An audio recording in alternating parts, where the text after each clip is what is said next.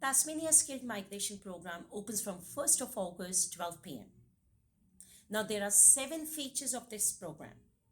The first feature is they have kept the concept of green list, orange list, yellow list nearly the same. However, there are changes to this list. There are less attributes for the green list, which means you have more chances to get invited.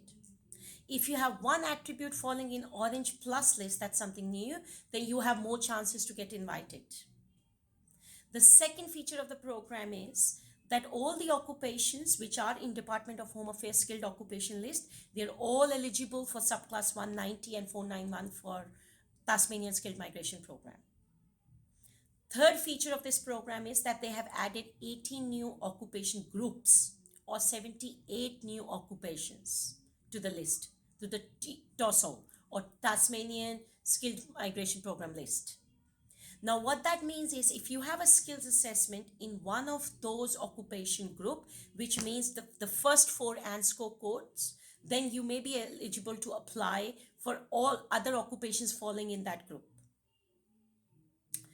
Fourth feature is that they have made changes to the income threshold eligibility requirements to match with the Australian standard TISMET program.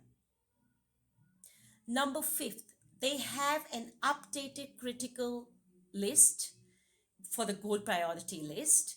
They have added 37 new occupations and they have removed 30 occupations from the list.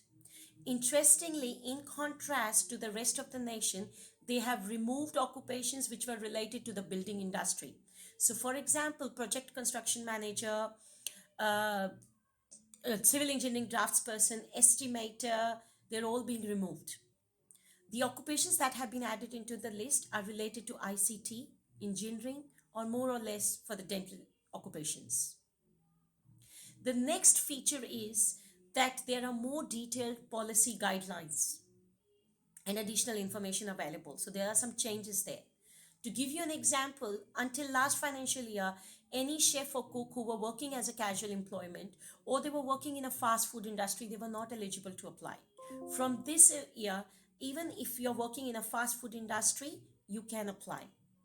There are some other important information or updates to the policy guidance documents. And those changes are, for example, if you're applying for a retail supervisor or you are applying for an ANSCO occupation skill level that falls in skill level 4 or 5, you need to know, there are some information available on how to find out whether your occupation is related to your qualification or not. And the 7th feature of the program is that there is a nomination fee of $360 plus GST from this financial years. There is no requirement to pay fee for the ROI. However, if you are selected, you need to pay $360 plus GST for the nomination.